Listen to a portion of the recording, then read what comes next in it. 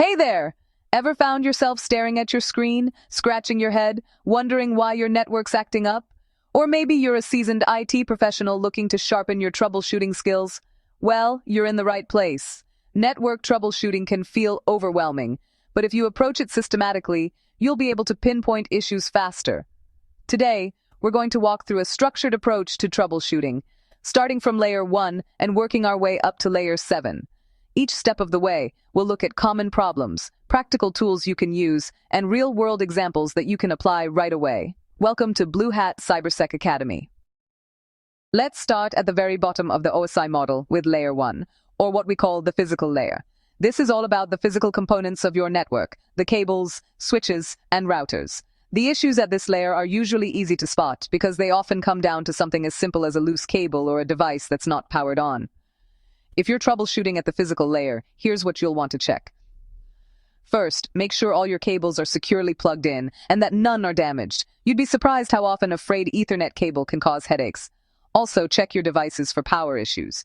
If there's no light on your switch or router, you might have a bigger issue than just a loose cable.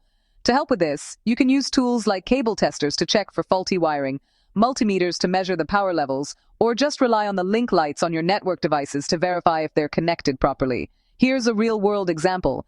Let's say you have an office where users keep getting disconnected from the network. After a bit of digging, you find out that one of the Ethernet cables is damaged and causing intermittent connectivity. Replacing that cable can often solve the issue, no questions asked. Now that we've sorted out the physical connections, let's move on to layer 2, the data link layer. This layer is all about data transfer between devices that are directly connected, like through Ethernet. Here, the most common problems usually relate to things like VLAN misconfigurations, issues with MAC addresses, or even problems with duplex settings on switches. If you're dealing with a data link layer issue, you might need to check things like VLAN settings.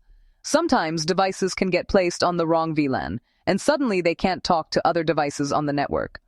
Or you might be looking at a duplex mismatch, where one side is set to full duplex and the other to half duplex, causing slowdowns and packet collisions. A great tool for troubleshooting at this level is Wireshark, which allows you to capture frames and see how data is being transmitted. You can also use switching commands like show MAC address table to check if there are any problems with MAC addresses. Here's an example. Imagine a printer on your network isn't accessible. After some investigation, you realize the port it's connected to was incorrectly set to the wrong VLAN. Once that's fixed, the printer's back online. Next up is layer 3, the network layer. This is where we deal with IP addresses and routing, essentially how data moves from one network to another. Issues here can be a little more complex and often involve misconfigured IP addresses, missing routes, or even problems with DNS resolution. If you're troubleshooting at the network layer, there are a few things you'll need to check. First, make sure there are no IP address conflicts. If two devices are using the same IP, they won't be able to communicate properly. Second, make sure your routing tables are correct. A missing route on a router can stop traffic from getting where it needs to go. Lastly, don't forget to check DNS settings. Sometimes DNS resolution problems are the root of your connectivity issues. To help here, tools like ping and traceroute are invaluable. They allow you to check if devices are reachable and if packets are being dropped along the way. You can also use NSLookup or dig to troubleshoot DNS issues. Let's consider a real-world example.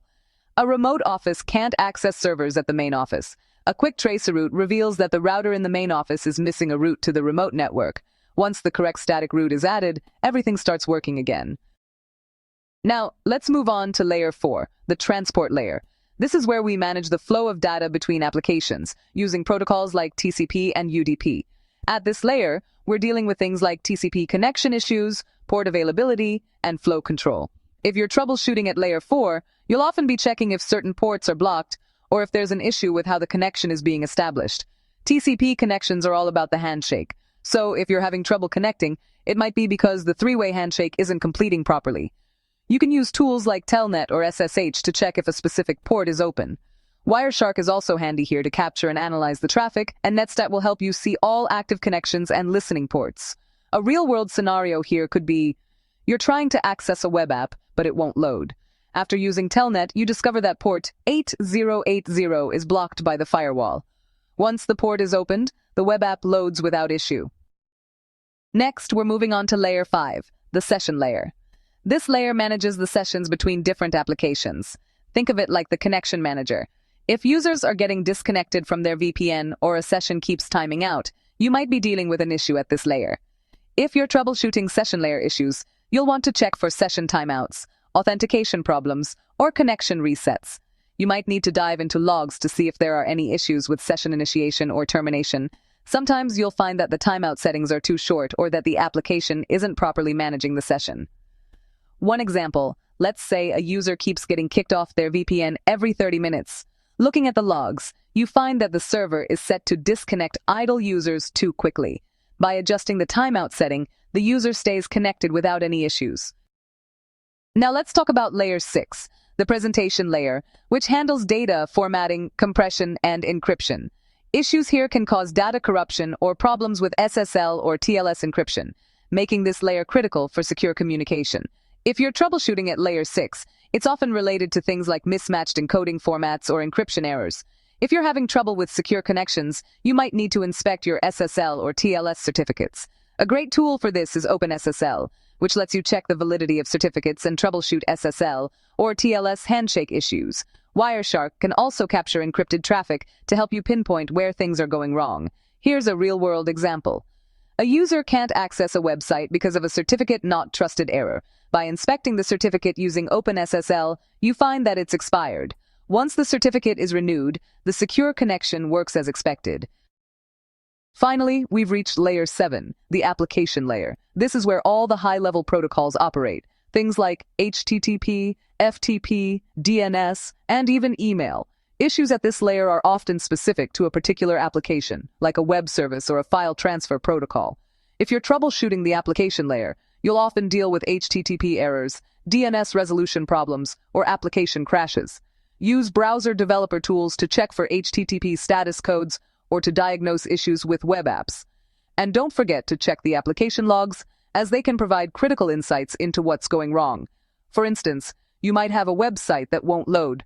After running a DNS lookup, you discover that the DNS server is returning an incorrect IP address. Fixing the DNS record resolves the issue, and the site loads properly. When dealing with application layer issues, browser developer tools, HTTP debugging tools, and examining application logs are your best friends. For web traffic, tools like Fiddler or Postman can help you simulate requests and identify where things might be breaking down. Let's say users are reporting that a file transfer application keeps timing out.